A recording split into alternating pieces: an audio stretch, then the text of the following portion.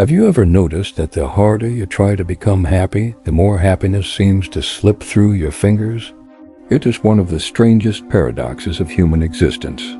We spend our lives believing that happiness is a destination waiting somewhere in the future, just beyond the next achievement, the next relationship, the next promotion, the next vacation, or the next possession. We convince ourselves that if only one more piece of life falls into place, then finally we will experience lasting peace. Yet somehow, every time we arrive at what we once believed was the finish line, the satisfaction fades. What once felt extraordinary becomes ordinary. What once seemed enough suddenly feels insufficient. The mind quietly moves the goalpost again, whispering that fulfillment still lies somewhere ahead. The ancient Stoics recognized this trap more than 2,000 years ago.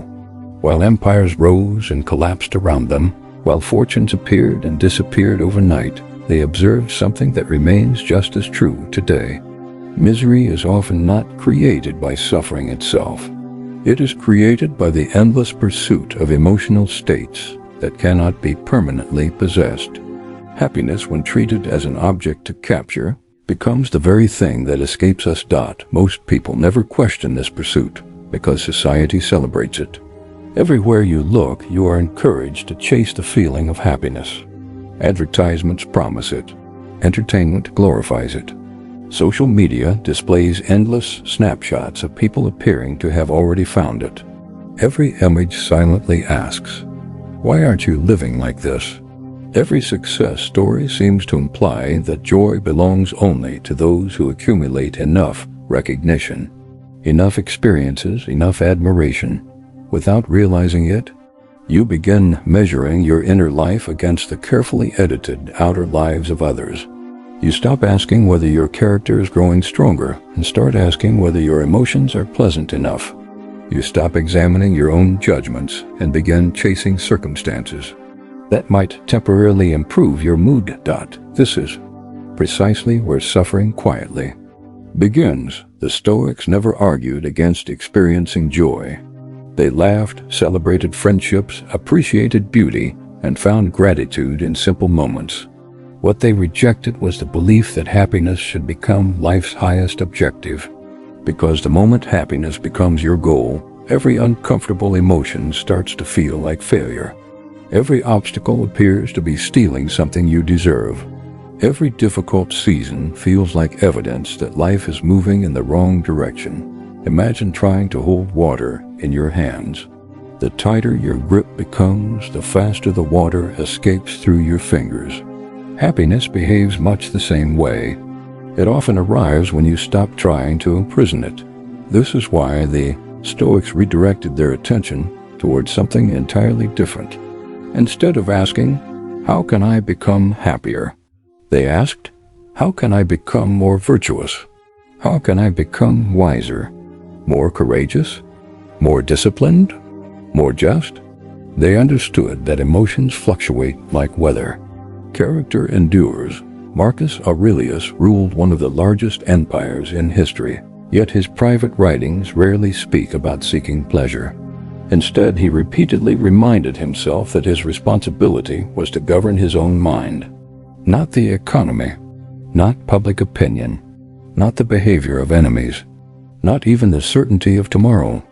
Only his judgments, his choices, and his actions belonged to him.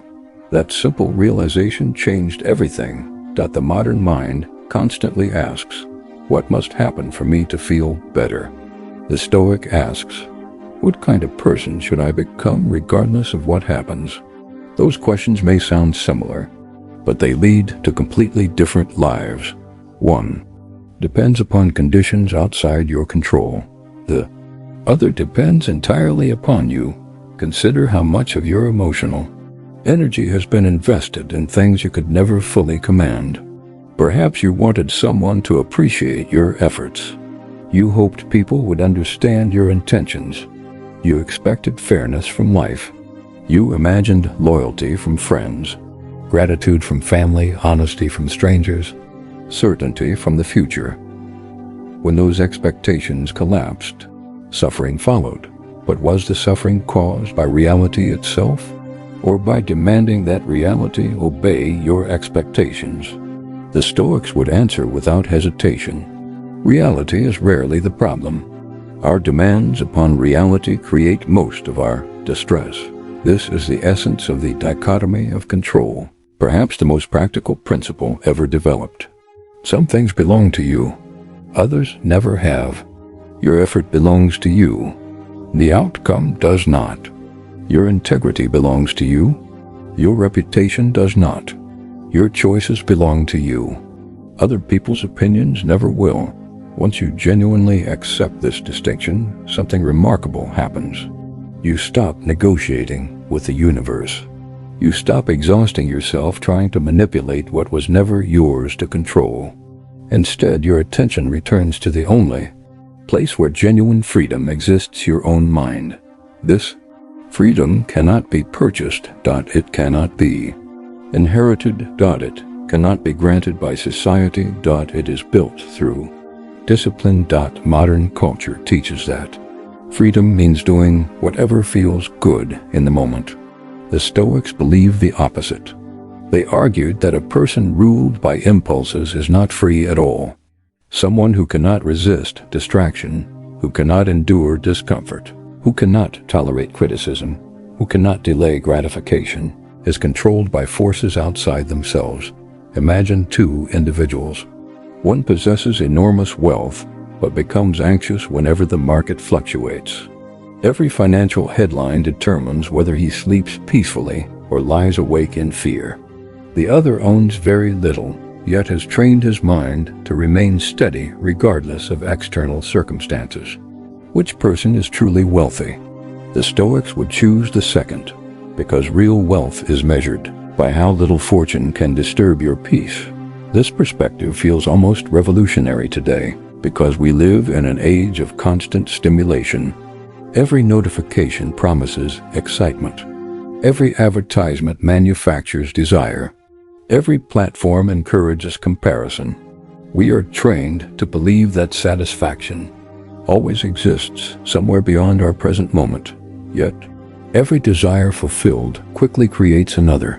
This endless cycle has no finish line.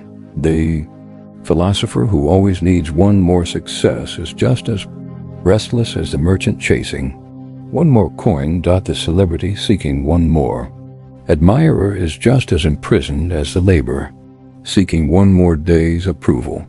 Different circumstances. The same slavery. Epictetus warned that whoever depends upon external things for peace has handed their freedom to chance. Think carefully about those words. Every time your emotional stability depends upon another person's behavior, you surrender authority over your own life. Every time your confidence depends upon praise, you become vulnerable to criticism. Every time your happiness depends upon perfect circumstances, disappointment becomes inevitable. This is why Stoicism often appears emotionally detached to outsiders. But detachment does not mean becoming cold or indifferent. It means refusing to allow external events to dictate your inner state. You can deeply love people without making your peace dependent upon them. You can pursue success without worshiping success. You can enjoy comfort without fearing discomfort.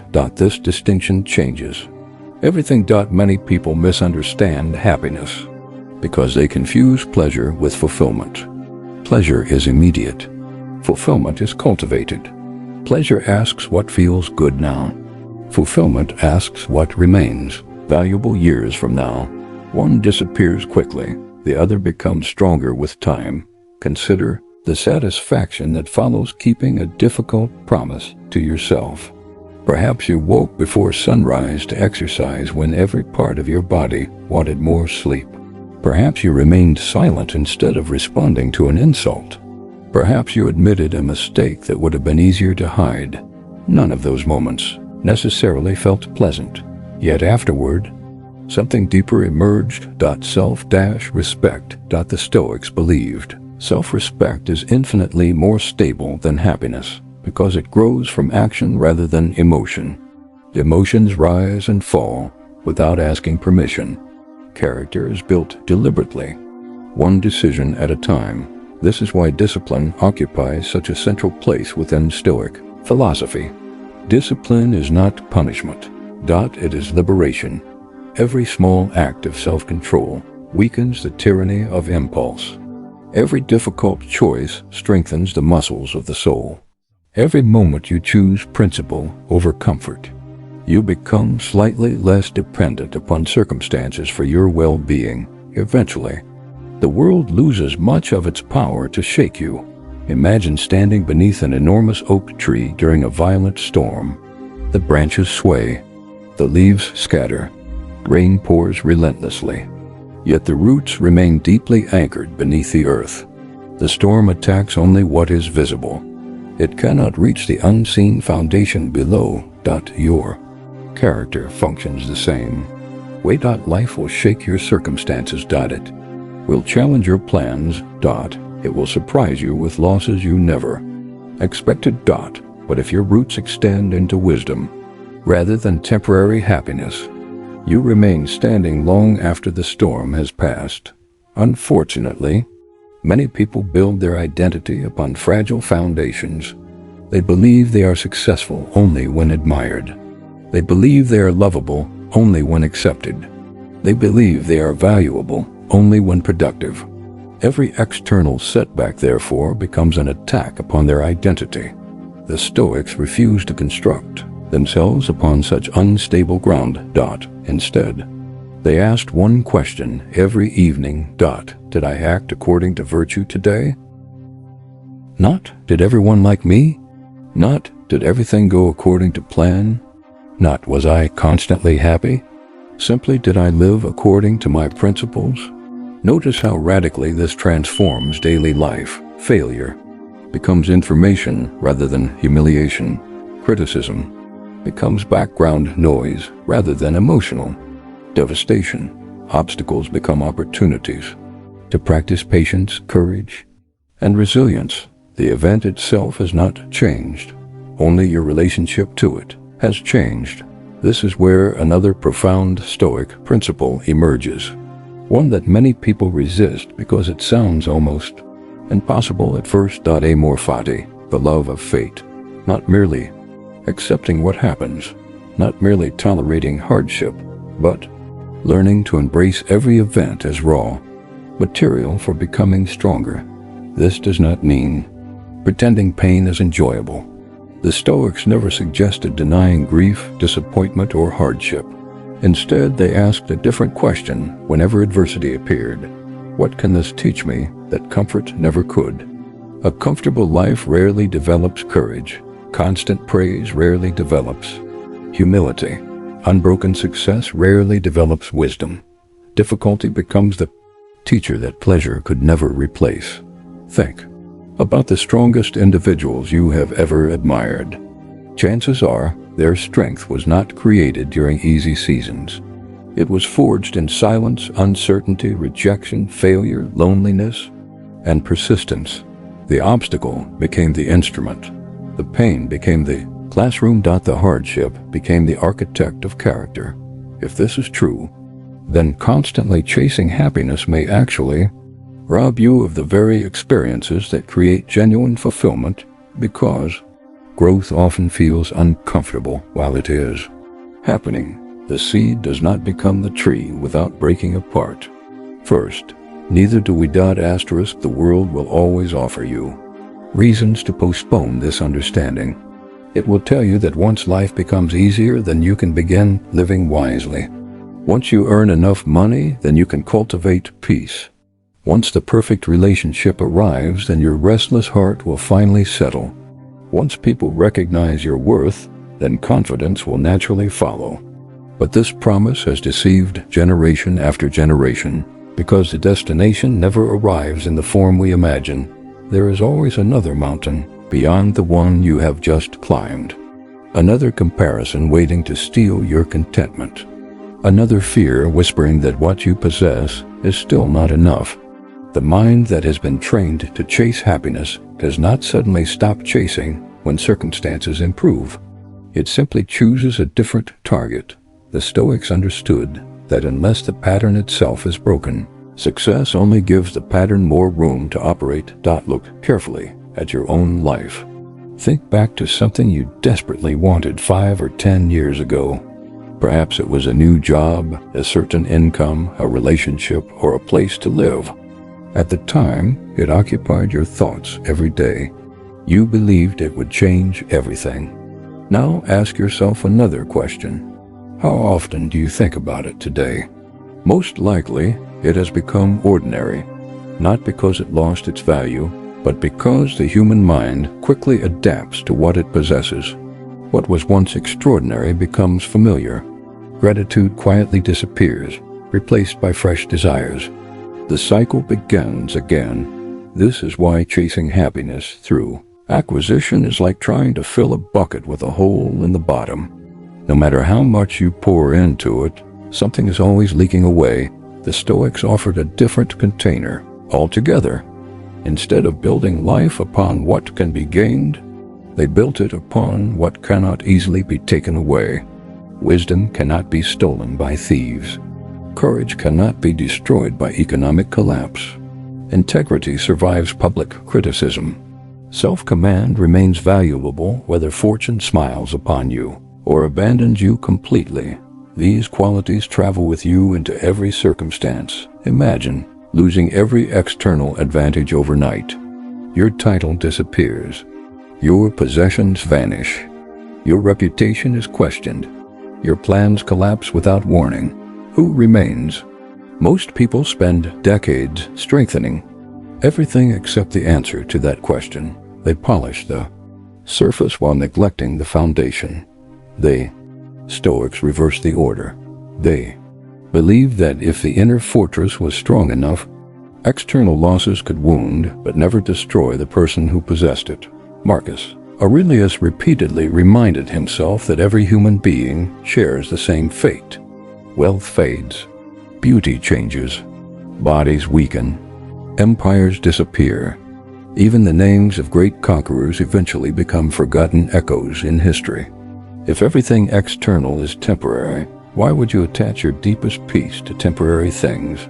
This reflection was never intended to create pessimism. It was intended to create freedom, because once you truly accept impermanence, appreciation becomes easier. You stop demanding that pleasant moments last forever. You enjoy them while they are present. When they leave, you let them go with gratitude rather than resentment. This is one of the greatest differences between attachment and appreciation. Attachment says, "This must never end." Appreciation says, "Thank you for existing while you were here." Only one of those attitudes allows peace to survive change. There is another habit that quietly destroys happiness while pretending to protect it. The habit of constant reaction. Modern life rewards immediate responses. Every insult demands an answer. Every criticism invites defense. Every controversy encourages participation. Every notification insists that your attention is urgently required. The Stoics would ask a simple question: who benefits when your peace is constantly interrupted? Certainly not you. Strategic silence is one of the least understood forms of strength. Silence is not weakness. Silence is often evidence that a person has learned the difference between what deserves energy and what merely demands it. A mind desperate to defend itself against every opinion never experiences rest. A mind secure in its principles does not feel obligated to win every argument.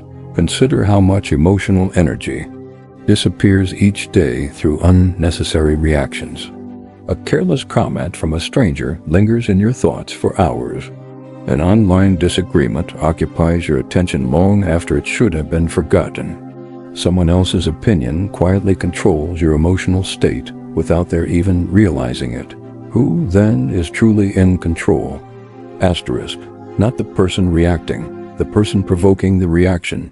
The Stoics refused to surrender themselves so easily. If someone insulted them, they first examined whether the criticism contained truth. If it did, Gratitude was appropriate because correction improves character. If it did not, why become disturbed by something false? Either way, anger served little purpose. This level of emotional discipline is not achieved overnight. It requires daily practice. It requires noticing your impulses before obeying them. It requires questioning your assumptions before believing them. It requires choosing your responses instead of allowing circumstances to choose them for you. Slowly, almost invisibly, your relationship with life begins to change. You stop asking, "Why is this happening to me?" You begin asking, "How should I respond?" Notice the shift. One question creates helplessness, the other creates responsibility.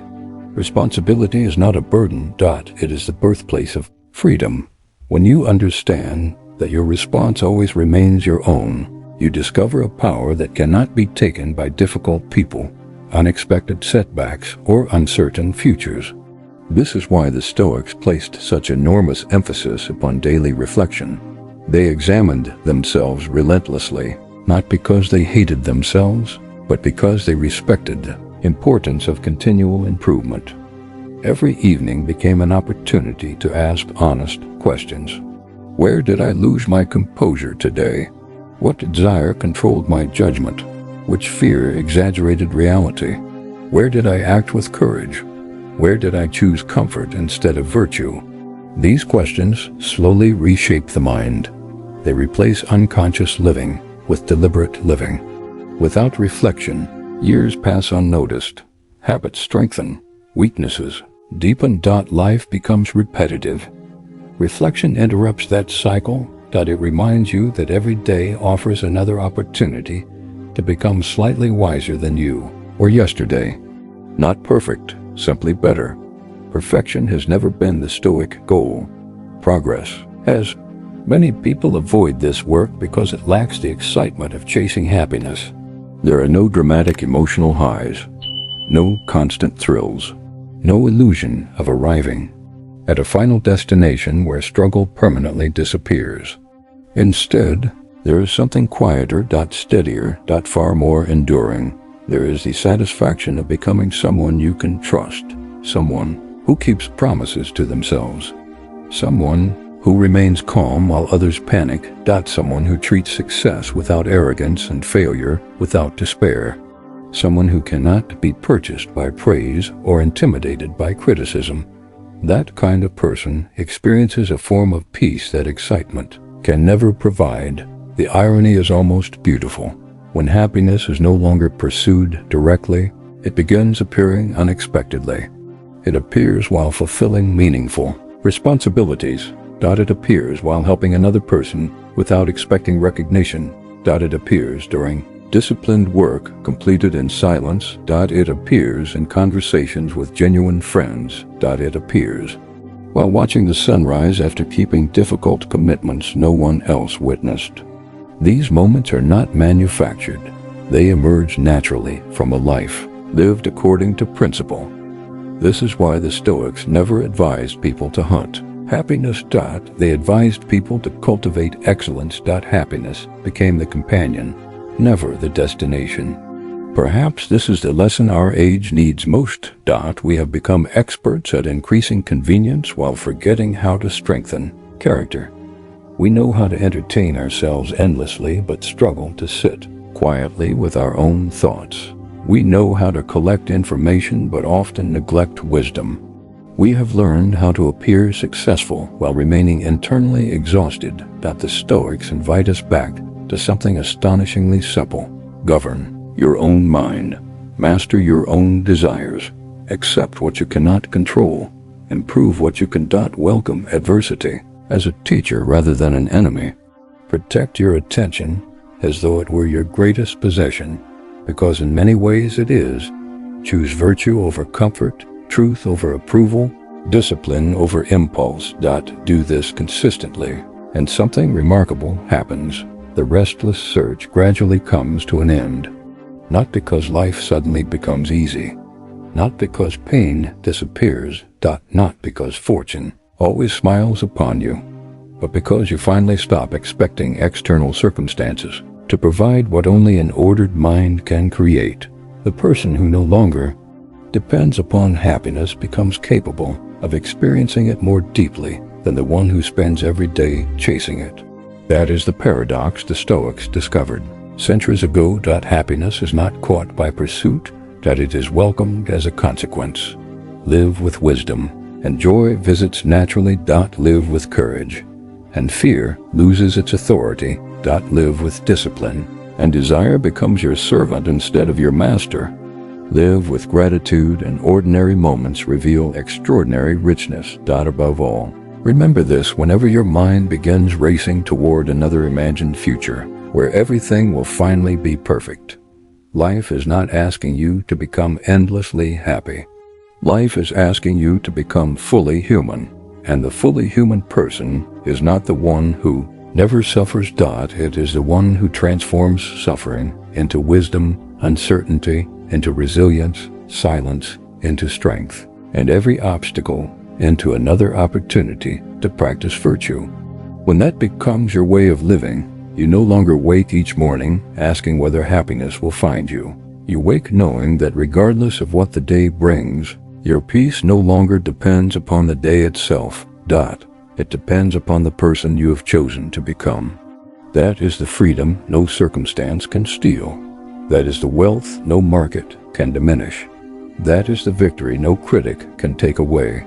And perhaps, without even noticing the moment it happens, you will discover that the happiness you spent years chasing has been quietly walking beside you all along, waiting for the day you finally stopped running after it.